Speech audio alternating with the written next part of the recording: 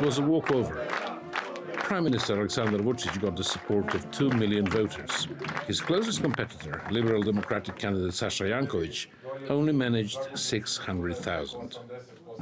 In announcing his victory, Vucic clearly stated his future strategic priorities. Onda vidite da ogromna većina građana Srbije. For me, it is important this election demonstrated that a large majority of Serbian citizens favors the continuation of the European path while maintaining close ties with China and Russia. Aleksandar Vucic now has 2 months until his presidential inauguration to decide who to appoint as his prime minister and successor. He will be taking the position of president, which is highly symbolic, but of course the concentration of power will be in his hands. For Aleksandar Vucic, the main economic problem is unemployment. I think he will struggle with that problem. I think that this will be the focus point for new government and for new president.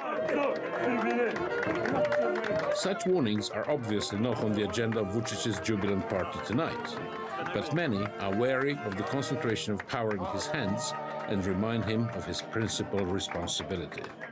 Real victims, again, is our fragile democracy and the whole generations of people, qualified, educated, capable, democratic, who will have no other way but to leave this country. In the trendy headquarters of the runner-up, Democratic candidate Saša Jankovic, they were even preparing to beat Vucic, rehearsing the billboard saying victory. But to an impartial eye, there simply was no winning atmosphere. The opposition looked resigned to just showing up and not really convinced of their own power. This disaster suggests they might need to change profoundly. Otherwise, they might be completely upstaged by the likes of Bailey, the white man, who in his satirical ways, embodying the frustration of many Serbs, especially the youth who everyone swears by, attracted a full 10% of fed-up voters.